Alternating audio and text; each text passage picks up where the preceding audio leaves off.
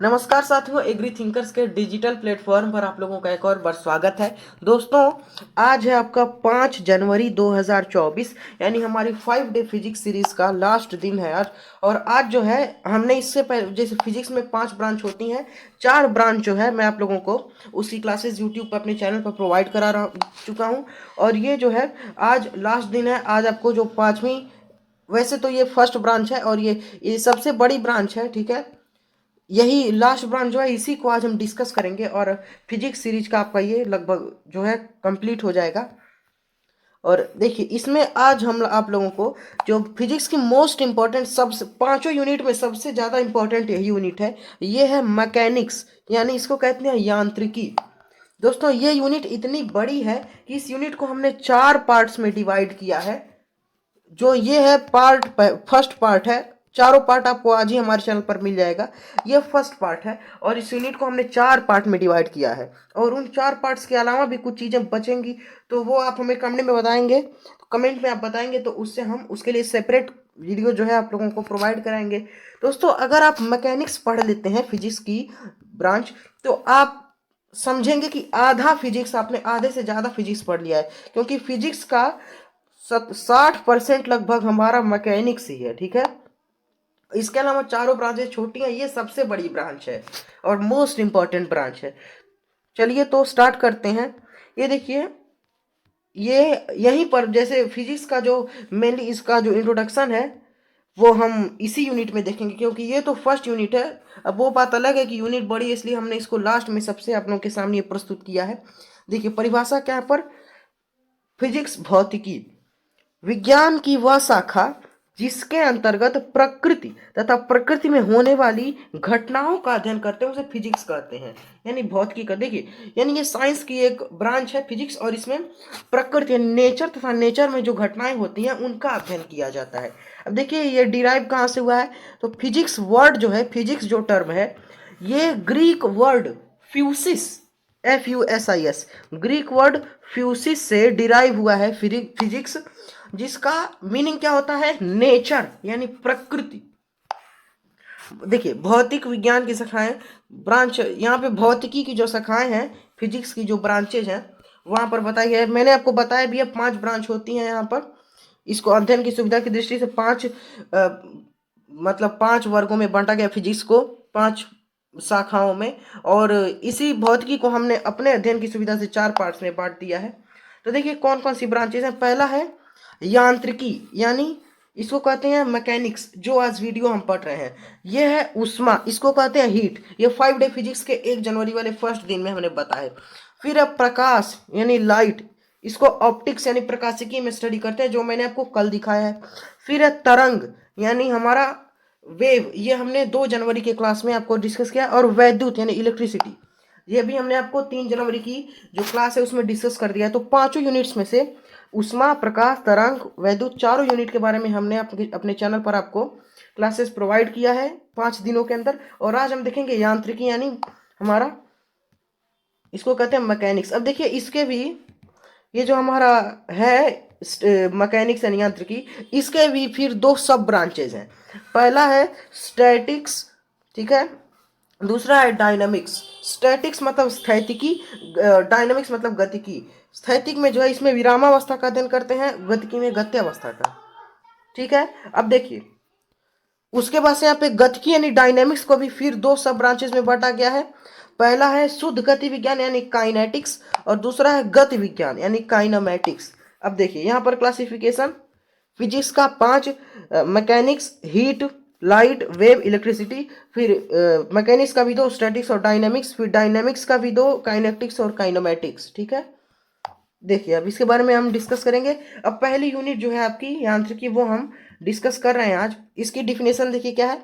भौतिकी यानी फिजिक्स की वह शाखा जिसके अंतर्गत दृढ़ पिंड या कठोर वस्तु, या इंग्लिश में कहें तो रेजिड बॉडी का अध्ययन किया जाता है, उसे यांत्रिकी कहते हैं। और दृढ़ पिंड यानी रेजिड बॉडी क्या है, जिसका हम अध्ययन करते हैं फिजिक्स के अंदर, मतलब यांत्रिकी के अंदर, ऐसा पिंड जिस पर बाह्य बल लगाने पर कोई परिवर्तन नहीं होता है, उसे दृढ़ पिंड कहते हैं। देखिए, दृढ़ वस्तु की 2 अवस्थाएं हो सकती हैं 2 स्टेट में। पहला है विरामावस्था, दूसरा है गत्यावस्था। विरामावस्था मतलब विराम में है, मतलब रुकी हुई है। गत्यावस्था मतलब गतिमान है, चल रही है। यांत्रिकी की दो शाखाएं ऊपर हमने देखा, स्थैतिकी और गतिकी, ठीक है, यानी स्टैटिक्स और डायनेमिक्स। तो स्टैटिक्स यानी स्थितिकी में विरामावस्था, डायनेमिक्स में गत्यावस्था का। फिर गतिकी की दो शाखाएं हमने आपको बताया, शुद्ध गति विज्ञान और गति विज्ञान। शुद्ध गति विज्ञान में केवल गति का अध्ययन करते हैं, ना कि उसके कारण का, जबकि गति विज्ञान में गति और उसके कारण दोनों का अध्ययन किया जाता है। उसके बाद से यहाँ पर विरामावस्था, देखिए जब कोई वस्तु है और समय के सापेक्ष अपनी स्थिति में परिवर्तन वो न करे तब वो विरामावस्था में है। देखिए जैसे यहाँ पर कोई हमारा ऑब्जेक्ट रखा हुआ है और टाइम बढ़ रहा है, टाइम के हिसाब से अगर इसके स्थिति में यानी यहाँ से यहाँ नहीं आई, मतलब नहीं परिवर्तन करी अपनी स्थिति में, तो उसे कहेंगे विरामावस्था में। फिर देखिए गत्यावस्था, इसमें जब वस्तु समय के सापेक्ष अपनी स्थिति में परिवर्तन करती है तब उसे गत्यावस्था कहते हैं। जैसे आप देख लें यहाँ पर ये कोई ऑब्जेक्ट है और टाइम बढ़ा, टाइम के हिसाब से इन्होंने ये जो ऑब्जेक्ट है यहाँ से यहाँ आ गया, तो इसको कहेंगे हम गत्यावस्था। फिर देखिए टाइप्स ऑफ मोशन, 3 प्रकार की गतियां होती हैं। पहला है यहाँ पर आपका सरल रेखीय गति, यानी motion in simple straight line. दूसरा है वृत्तीय गति, इसको कहते हैं सर्कुलर मोशन। तीसरा है दोलनी गति, इसको कहते हैं ऑस्किलेटरी मोशन। सरल रेखीय गति मतलब ऐसे जो ऑब्जेक्ट हमारा वो सीधी रेखा में चलेगा। वृत्तीय गति मतलब ऐसे सर्कुलर सर्कुलर पथ पर चलेगा, वो इस प्रकार से सर्कुलर पथ पर चलेगा। और दोलनी गति यानी ऑस्किलेटरी मोशन, इसका मतलब ये है कि ऑस्किलेटरी मोशन में यहाँ पर कोई बेस है और इसी के इधर इधर ऐसे ऐसे जो है गति होती है किसी बेस के चारों, मतलब दोनों, और उसको कहते हैं दोलनी गति, दोलन होना। अब देखिए इसके बारे में यहाँ पर लिखा भी हुआ है। सरल रेखीय गति, जब कण सरल यानी सीधी रेखा में गति करता है तो इस गति को सरल रेखीय गति कहते हैं, जो हमने बता दिया आपको। वृत्तीय गति, जब कण वृत्ताकार पथ पर गति करता है तो इस प्रकार की गति को वृत्तीय गति कहते हैं, यानी ऐसे सर्कुलर जो पथ है इस पर इसके चारों ओर गति करेगा। फिर देखिए दोलनी गति, जब कण किसी निश्चित आधार के इधर उधर गति करता है तो दोलनी गति कहते हैं। जैसे मैंने आपको बताया निश्चित इसका बेस है, इसके इधर उधर ऐसे ऐसे गति करेगा। अब इसका जो उदाहरण है बहुत ही अच्छा उदाहरण है, जैसे कि दोलनी गति का उदाहरण है ऑस्किलेटरी मोशन का झूले की गति। झूला आपने देखा है, जैसे यहाँ उसका आधार से वो बंधा रहता है और इसी आधार के इधर उधर गति करता है, तो वो होता है उसका दोलनी गति यानी ऑस्किलेटरी मोशन। फिर कुछ महत्वपूर्ण टर्मिनोलॉजी हम देखेंगे। दूरी यानी डिस्टेंस, विस्थापन यानी डिस्प्लेसमेंट, चाल यानी स्पीड, वेलोसिटी यानी वेग, एक्सीलरेशन यानी त्वरण। देखिए इसीलिए मैंने कहा था कि ये मोस्ट इंपॉर्टेंट ब्रांच है फिजिक्स की, सबसे बड़ी ब्रांच यही है। चारों ब्रांच एक तरफ और मैकेनिक्स जो है ये एक तरफ होती है, इतनी बड़ी ब्रांच है। परिभाषा क्या है, किसी कण द्वारा चली गई पथ की कुल लंबाई को दूरी कहते हैं। देखिए जैसे ये कोई ऑब्जेक्ट है, ठीक है, और ये जो ये मतलब ये दूरी चल रहा है, इसकी जो लंबाई होगी इसको हम कहेंगे दूरी। और देखिए इसकी विशेषता क्या है दूरी की, दूरी केवल इसमें परिमाण होता है, दिशा नहीं। अब हमने आपको बताया भी है कि देखिए यही लिंक है, इस कारण दूरी अदिश राशि है। जैसे हमने आपको बताया भी था कि जिसमें बस देखिए अगर परिमाण भी है और दिशा भी है तब वो होगी सदिश राशि, लेकिन अगर बस परिमाण है यानी परिमाण है, कोई दिशा यानी डायरेक्शन नहीं है, तब वो होगी सदिश राशि। दूरी जो है ये किसी भी मतलब डायरेक्शन में किसी भी दिशा में हो सकती है, लेकिन परिमाण तो होता है क्योंकि ये आगे बढ़ती है, तो इसको इसीलिए हम कहते हैं ये अदिश राशि है। ठीक है, अब देखिए इसका एसआई मात्रक मीटर होता है। एसआई मात्रक क्या होगा दूरी का, मीटर। अब मीटर क्यों होगा वो देखिए, जैसा कि यहाँ हमने अपने देखा कि परिभाषा में जैसा कि दिया हुआ है, किसी कण द्वारा चली गई पथ की कुल लंबाई को दूरी कहते हैं। तो लंबाई का क्या सही मात्रक होता है, मीटर, तो इसीलिए दूरी का भी मीटर होगा। देखिए इसकी विमा जो है वो एल होती है दूरी की, और यह सदैव धनात्मक होती है। धनात्मक मतलब जो दूरी है कभी ऋणात्मक यानी नेगेटिव नहीं होती, दूरी हमेशा आगे की ओर चलती है, इसलिए कहते हैं कि ये धनात्मक होती है। फिर देखिए यहाँ पर विस्थापन यानी डिस्प्लेसमेंट क्या है, ये दूरी से ही लिंक है। किसी कण द्वारा चली गई पथ, किसी कण की प्रारंभिक व अंतिम स्थितियों को मिलाने वाली रेखा की लंबाई को दूरी कहते हैं। अब यहाँ पे भी लंबाई आया तो मीटर ही मात्रक होगा, विमा एल होगी। अब देखिए ये कहा गया किसी कण की प्रारंभिक व अंतिम स्थितियों को मिलाने वाली रेखा, जैसे कोई कण है और देखिए यहाँ पर इसकी प्रारंभिक स्थिति ये है और अंतिम स्थिति ये है, तो इसको जो मिलाने वाली ये वाली रेखा है, ये रेखा, इसको इसकी जो लंबाई होगी उसको कहेंगे विस्थापन। अब इसमें देखिए ये सदिश राशि है, जो हमारी होती है विस्थापन एंड डिस्प्लेसमेंट, ये सदिश राशि है क्योंकि इसमें परिमाण भी होता है, दिशा भी होती है। अब देखिए विस्थापन के साई मात्रक मीटर ही होगा क्योंकि दूरी इसमें भी है, दूरी वहां पर भी है, तो मीटर है, बीमा एल ही होगी जैसे कि दूरी की। विस्थापन धनात्मक, ऋणात्मक और शून्य तीनों हो सकता है, जबकि दूरी सिर्फ धनात्मक हो सकती है। दूरी विस्थापन से बड़ी अथवा बराबर हो सकती है, परंतु विस्थापन जो है वो कभी विस्थापन से छोटी नहीं हो सकती, यानी जो डिस्टेंस है वो डिस्प्लेसमेंट के बराबर होगा या तो बड़ा होगा, लेकिन कभी भी जो हमारा डिस्प्लेसमेंट है वो यानी जो हमारा देखिए दूरी विस्थापन से बड़ी, छोटी और बराबर तीनों हो सकती है, ये आपको मेनली याद रखना है। यहाँ पर लिखा भी हुआ है, देखिए यहाँ पर दूरी, ये दूरी जो है ये अर्थात यानी क्या इसका मीनिंग है, देखिए ये या तो बड़ा होगा विस्थापन से, दूरी जो है या तो ये विस्थापन से बड़ी होगी या विस्थापन के बराबर होगी, लेकिन कभी छोटी नहीं होगी। अब नोट में देखिए क्या है, जब कण सीधी रेखा में बिना दिशा बदले गति करे तो दूरी का मान विस्थापन के बराबर होता है। चाल यानी स्पीड में क्या है, चाल चार प्रकार की होती है। पहला है एक समान चाल यानी यूनिफॉर्म स्पीड, और दूसरा है असमान चाल यानी इसको नॉन यूनिफॉर्म स्पीड कहते हैं। तीसरा है औसत चाल यानी एवरेज स्पीड। चौथा है तात्क्षणिक या तत्कालिक चाल यानी 1 सेकंड में जो होती है। देखिए चारों के बारे में परिभाषा, एकांतर समय में या एकांक समय में चली गई दूरी को चाल कहते हैं, दूरी को ही चाल कहते हैं, ठीक है, जो एकांक समय में चली गई है। और इसके 4 प्रकार में होता है यूनिफॉर्म, नॉन, ये अनयूनिफॉर्म नहीं होगा, नॉन यूनिफॉर्म होगा। यूनिफॉर्म, नॉन यूनिफॉर्म, एवरेज और तत्कालिक।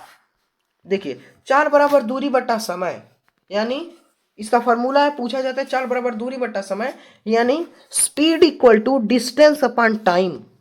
चाल का साई मात्रक मीटर पर सेकेंड होगा। अब मीटर पर सेकेंड क्यों होगा, अब वो आप देखिए, ये मीटर पर सेकेंड ही क्यों चाल का मात्रक, क्योंकि चाल बराबर हमने बताया दूरी बट्टे समय, तो दूरी बटा समय, दूरी का मात्रक क्या होता है, दूरी का मात्रक होता है यहाँ पर मीटर, समय का मात्रक क्या होता है सेकेंड, और बटे को क्या बोलते हैं पर या प्रति।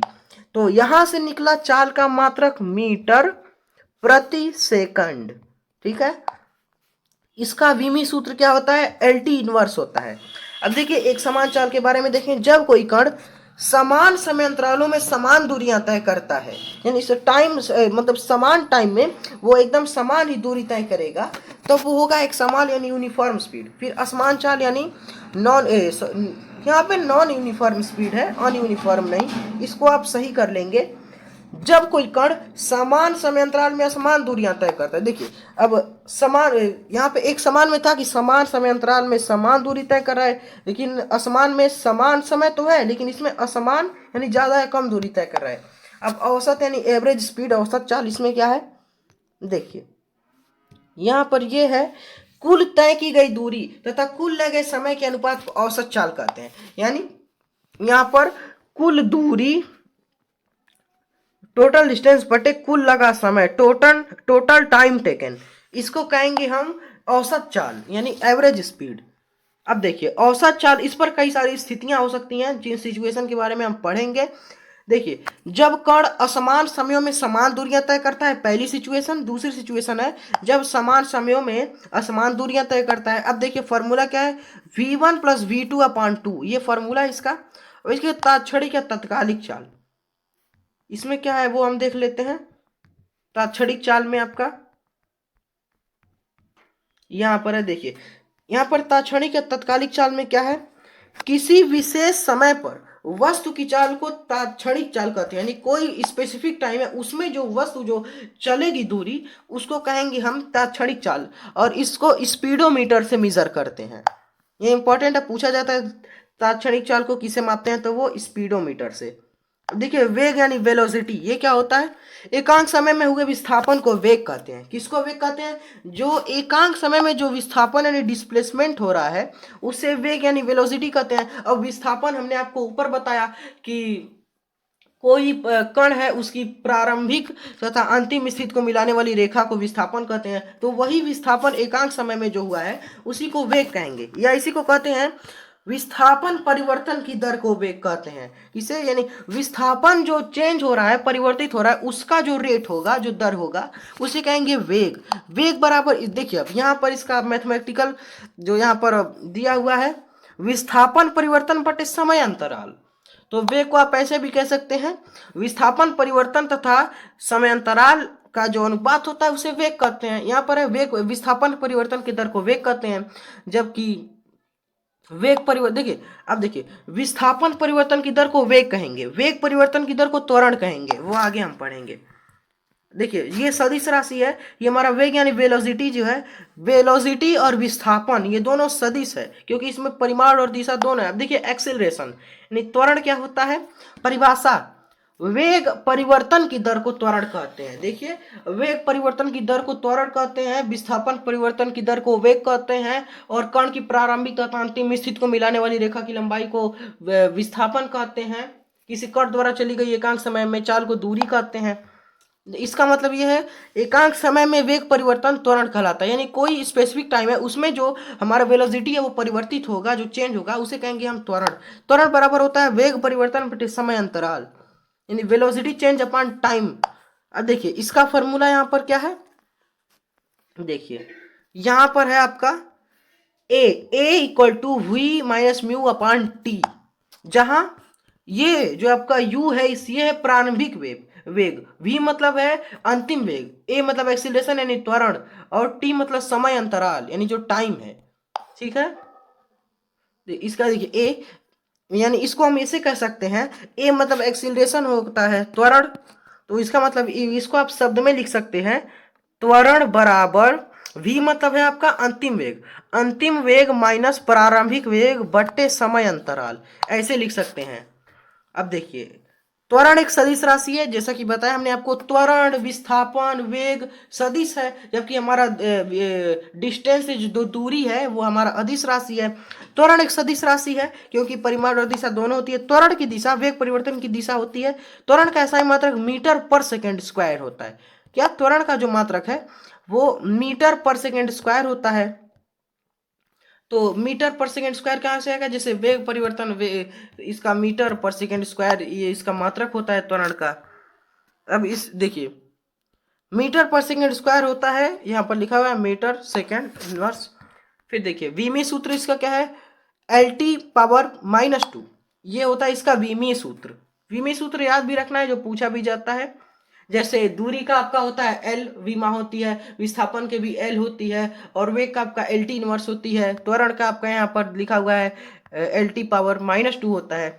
जब कोई वस्तु समय के सापेक्ष अपने वेग में वृद्धि करे तो उसकी गति त्वरित गति यानी एक्सिलरेटेड मोशन कहलाती है। यानी कोई भी ऑब्जेक्ट है वो समय के साथ उसकी जो स्थिति है उसमें वो वृद्धि कर रहा है, तो उसी को हम कहेंगे यहाँ पर त्वरित गति, एक्सिलरेटेड मोशन। अब देखिए त्वरण जो है, एक्सिलरेशन है, वो ऋणात्मक हो गया यानी माइनस में चलने लगेगा, तो उसे कहेंगे रिडक्शन यानी मंदन। फिर देखिए यहाँ पर, अब देखिए ये वैसे तो 4 पार्ट्स में डिवाइड है, तो थोड़ा और हम जल्दी कंप्लीट करते हैं क्लास को, थोड़ा और जल्दी हम इसको कंप्लीट करेंगे। देखिए जब कोई वस्तु अचर या नियत या एक समान वेग से गतिशील हो तो वस्तु का त्वरण शून्य होगा। त्वरण 4 प्रकार का होता है, एक समान त्वरण, असमान त्वरण, औसत त्वरण, तात्क्षणिक त्वरण। ठीक है, यही आपका वेग में भी होता है, एक समान वेग, असमान वेग, औसत, तात्क्षणिक। फिर देखिए एक समान त्वरण, न तो त्वरण का परिमाण बदलेगा न तो दिशा बदलेगी।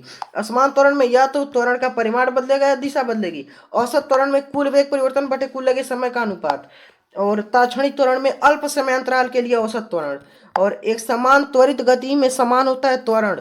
अब देखिए यहाँ पर बहुत इंपॉर्टेंट है, एक समान त्वरित गति के समीकरण, ये दूरी के समीकरण कहे जाते हैं। देखिए 4 समीकरण होते हैं जो आपने पहले भी पढ़ा होगा काफी क्लास में, और ये इंपॉर्टेंट भी है। देखिए क्या हो, पहला यहाँ पर v equal to u plus a t, second है s equal to u t plus half a t square, third है v square equal to u square plus 2as। फिर चौथा है यहाँ पर आपका s t equal to u plus a upon two t minus 1।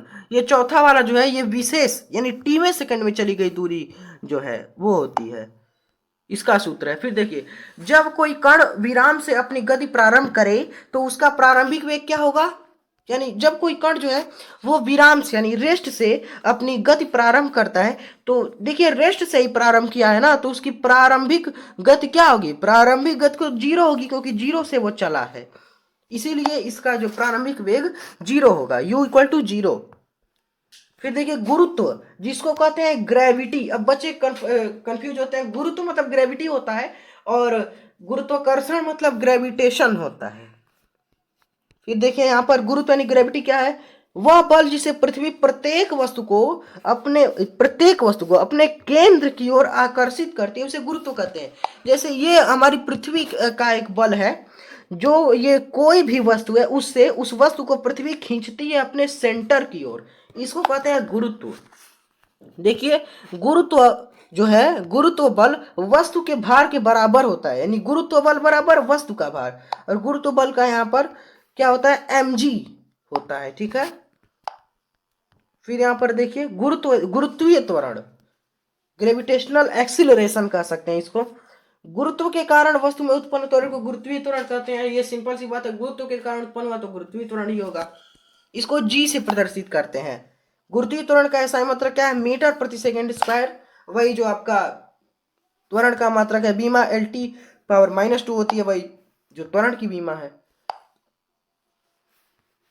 फिर देखिए पृथ्वी की सतह पर g का मान क्या होता है, 9.8 मीटर पर सेकेंड स्क्वायर, ये पूछा जाता है। पृथ्वी के केंद्र पर g का मान यहाँ पर 0 होता है, और चंद्रमा पर g का मान g/6 होता है, और सूर्य पर g का मान 27 गुना होता है, ठीक है। अब देखिए यहाँ पर किसी वस्तु को ऊर्ध्वाधर ऊपर की ओर फेंका जाता है तो महत्तम ऊंचाई पर वस्तु का वेग 0 होगा, और जब किसी वस्तु को किसी ऊंचाई से छोड़ दिया जाता है तो पृथ्वी से टकराते वक्त उसका वेग अधिकतम होगा। यानी कोई ये ऑब्जेक्ट है, इसको हम एकदम जो है अधिकतम ऊंचाई से छोड़ देते हैं नीचे गिरने के लिए, तो ये यहाँ पर हमारा अर्थ सरफेस है, इससे टकराते वक्त इसका जो वेग वेलोसिटी होगा वो एकदम अधिकतम होगा, सबसे ज्यादा होगा, तेजी से टकराएगी। देखिए जब किसी वस्तु को ऊर्ध्वाधर ऊपर की ओर फेंका जाता है तो अधिकतम ऊंचाई पर उसका वेग 0 होगा, त्वरण यानी गुरुत्वीय त्वरण जो है ये g अशून्य होगा, नॉन जीरो होगा। देखिए जब किसी वस्तु को ऊर्ध्वाधर ऊपर की ओर u वेग से फेंका जाता है तो इसमें कंडीशन है, पहला है अधिकतम ऊंचाई तक पहुंचने में लगा समय, जिसको कहते हैं चढ़ान काल। चढ़ान काल मतलब चढ़ने में लगा समय अधिकतम ऊंचाई में, u/g, और अधिकतम ऊंचाई से धरातल पर उतरने में लगा समय मतलब उतार काल, इसको लौटने में लगा समय u/g होगा। ये भी फेंकने के कितने समय पश्चात वस्तु वापस लौटेगी तो 2u/g, क्योंकि एक चढ़ान काल एक उतार काल मतलब तो 2u/g। फिर देखिए जब किसी वस्तु को धरातल से ऊपर की ओर u वेग से फेंका जाता है तो वस्तु द्वारा प्राप्त अधिकतम ऊंचाई क्या है, ये होगी height, and h equal to u²/2g, ठीक है। फिर किसी वस्तु को h ऊंचाई से छोड़ने पर वस्तु द्वारा धरातल तक पहुंचने में लगा समय ये होगा t इक्वल टू √2h/g। फिर किसी वस्तु को h ऊंचाई से छोड़ने पर वस्तु कितने वेग से धरातल से टकराएगी तो ये होगा v इक्वल टू √2gh। फिर आगे देखिए यहाँ पर देखिए यहाँ पर वृत्तीय गति, जिसको हमने सर्कुलर मोशन बताया, जो एक जो सर्कुलर पथ है, वृत्ताकार पथ है, इसके चारों ओर गति होती है। यहाँ पर आप देख भी सकते हैं, यहाँ पर देखिए वृत्तीय गति हमने बताया भी आपको अभी तुरंत ही, जब कोई कण वृत्तीय पथ पर गति करता है तो वृत्तीय गति। और वृत्तीय गति दो प्रकार की होती है, पहला एक समान वृत्तीय गति, असमान वृत्तीय गति, यानी uniform circular motion, non uniform circular motion. देखिए जब कोई कण एक समान चाल से वृत्तीय पथ पर मतलब गतिमान होता है तो उसे हम कहते हैं यहाँ पर एक समान वृत्तीय गति। और असमान वृत्तीय गति में क्या है, जब कोई कण जो है वो असमान चाल से वृत्तीय पथ पर गतिमान होगा तो उसे कहेंगे असमान वृत्तीय गति। अब देखिए किसी कण की क्षैतिज वृत्त में गति क्या होती है, एक समान वृत्तीय गति, और ऊर्ध्वाधर वृत्त में गति क्या होती है, असमान वृत्तीय गति। तो ये आपको ध्यान में रखना है। क्षैतिज वृत्त में गति होगी उसको एक समान वृत्तीय गति कहेंगे, जो ऊर्ध्वाधर में वृत्तीय गति होगी उसको असमान वृत्तीय गति कहेंगे। इसका मतलब ये है, देखिए अब पहले हम आपको यहाँ पे बताते हैं, समझाने का और प्रयास करते हैं। क्या है, एक समान वृत्तीय गति में किसी कण की क्षैतिज वृत्त में गति, क्षैतिज वृत्त में यानी ऐसे वो गति कर रहा है, ऐसे गति कर रहा है क्षैतिज, यानी जो क्षिति है मतलब जो सरफेस है उसके, तो इसको ये जो है ये हमारा होगा एक समान वृत्तीय गति। उसके बाद से असमान वृत्तीय गति वो ऐसे ऊर्ध्वाधर नहीं वर्टिकल, ऐसे वो गतिमान होगा, तो ऐसे यानी इस प्रकार से गतिमान होगा तो उसे कहेंगे असमान वृत्तीय गति, यानी नॉन आपका यूनिफॉर्म सर्कुलर मोशन। फिर देखिए एक समान वृत्तीय गति में अचर यानी एक समान वृत्तीय गति में क्या नियत होता है यानी क्या नहीं बदलता है वो देखते हैं। इसमें क्या क्या नहीं बदलता है, चाल यानी स्पीड नहीं बदलती है, गतिज ऊर्जा नहीं बदलती है, कोणीय वेग नहीं बदलता है, कोणीय संवेग नहीं बदलता है। ये पूछा भी जाता है। अब देखिए क्या क्या इसमें बदल जाता है एक समान वृत्तीय गति में। यहाँ पे वेग यानी वेलोसिटी भी बदलेगा, मोमेंटम इसको संवेग या रेखीय संवेग कहते हैं ये भी बदलेगा, और त्वरण यानी एक्सीलरेशन भी बदलेगा, बल यानी फोर्स भी बदलेगा। अब देखिए असमान वृत्तीय गति में क्या है, स्थिर रहने वाली राशि। असमान वृत्तीय गति में जो कुल ऊर्जा है टोटल एनर्जी है वो नहीं बदलती, स्थिर रहती है। और त्रिज्य सदिश द्वारा घुमा हुआ कोण कहलाता है कोणीय विस्थापन। त्रिज्या जो है उसके सदिश जो घुमा हुआ कोण होता है वो कोणीय विस्थापन कहलाता है, यानी थीटा या इसको डेल्टा थीटा भी कहते हैं। फिर देखिए कोणीय विस्थापन राशि या सदिश, सदिश दोनों, कोणीय विस्थापन सदिश भी है अदिश भी है। अब कोणीय विस्थापन का सही मात्रक क्या है, यह है रेडियन, रेडियन होता है, और ये विमाहीन राशि है, कोई विमा ही नहीं है इसकी। और कोणीय विस्थापन डेल्टा थीटा व रेखीय विस्थापन डेल्टा एस में संबंध क्या है वो देखिए आप, यहां पर है delta theta equal to delta s upon small r, या इसी को कह सकते हैं या theta equal to s upon r. यहाँ पे डेल्टा हटा दिया गया, वही बात है। देखिए कोणीय विस्थापन परिवर्तन की दर को कहते हैं कोणीय, देखिए कोणीय विस्थापन जो है उसका जो बदलेगा, उसके बदलने का जो रेट होगा, जो दर होगा, उसे कहेंगे क्या, उसे हम कहेंगे कोणीय वेग। और इसको हम डिनोट किसे करते हैं, किसे प्रदर्शित करते हैं, तो वो ओमेगा। ये आपको डब्लू मत समझना, इसे ओमेगा कहते हैं, ऐसे बना होता है, इसको कहते हैं ओमेगा। डब्लू तो आपका ऐसे होता है लेकिन ओमेगा आपका ऐसे होता है, ये बना होता है, इसको ओमेगा कहते हैं। पर लिखा भी हुआ है कोणीय वेग क्या है, कोणीय विस्थापन परिवर्तन बटे समय अंतराल। वेग हमने आपको बताया विस्थापन परिवर्तन बटे समय अंतराल, तो उसी में कोणीय जोड़ देंगे, कोणीय विस्थापन परिवर्तन बटे समय अंतराल। अब देखिए कोणीय वेग सदिश राशि है, यानी यहाँ पर दिशा और परिमाण दोनों है। और कोणीय वेग का एसआई मतलब सिस्टम इंटरनेशनल में इसका मतलब क्या है, रेडियन पर सेकेंड। और कोणीय वेग की विमा भी यहाँ पर लिखा हुआ है टी इनवर्स। फिर देखिए कोणीय वेग क्या, कोणीय वेग बराबर ओमेगा बराबर थीटा अपान टी। एक वृत्त पूरा करने में कण द्वारा लिया गया जो समय होता है उसे क्या कहते हैं, आवर्त काल। इसको टी से, कैपिटल टी से डिनोट करते हैं।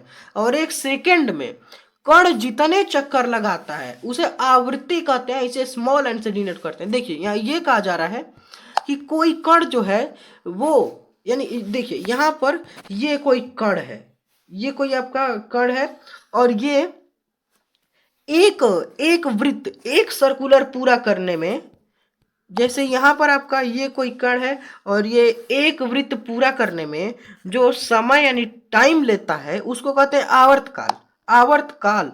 और एक सेकंड में जितने वृत्त पूरा करता है उसे कहते हैं आवृत्ति, यानी आवृत्ति यानी फ्रीक्वेंसी इंग्लिश में बोलते हैं। आवृत्ति स्मॉल एन, वो आवर्तकाल कैपिटल टी में क्या संबंध है वो देखिए, small n equal to 1 upon capital T, या small n into T equal to 1। आवृत्ति का मात्रक हर्ट्ज होता है, हमने आपको पुराने वीडियोस में भी बताया है, फिजिक्स 5 डे फिजिक्स सीरीज की और भी वीडियोस में इससे पहले की। इसको हर्ट्ज कहते हैं, आपको पहले से भी पता होगा, या प्रति सेकेंड या सेकेंड इनवर्स या हर्ट्ज। आवृत्ति का बीमा क्या होती है, फ्रीक्वेंसी की बीमा क्या है, टी इनवर्स होती है। कोणीय वेग ये क्या है, omega equal to 2 pi upon t, इसको कहते हैं। और इसी को कह सकते हैं omega equal to 2 pi n. अब देखिए रेखीय वेग कैपिटल वी व कोणीय वेग ओमेगा में संबंध v equal to r omega होगा। अब देखिए दोस्तों, मुझे पता ही था ये क्लास आधे घंटे की लगभग बीत चुका है लेक्चर, और 4 लेक्चर है, यानी आपको अगर मैं एक ही में चारों क्लास लेता तो ये आपका होता 2 घंटे का। दोस्तों अगर चारों जो पार्ट है चारों को मैंने एक ही में कंपाइल करके आपके सामने प्रेजेंट में करता तो वो 2 घंटे का हो जाता, जैसे एक पार्ट आधे घंटे में कंप्लीट हो रहा है। तो हम 3 पार्ट और आपको आज प्रोवाइड करेंगे इसके। आप पीडीएफ के लिए व्हाट्सएप ग्रुप डिस्क्रिप्शन सेक्शन में लिंक है, वहाँ से ज्वाइन करें। और डिस्क्रिप्शन में और भी लिंक्स हैं जहाँ से आप हमारी प्लेलिस्ट में से और भी सारी अपनी तैयारी को इम्प्रूव कर सकते हैं। और ये इंस्ट्रक्शंस को आप फॉलो जरूर करें। मिलते हैं नेक्स्ट पार्ट में। Thanks for watching.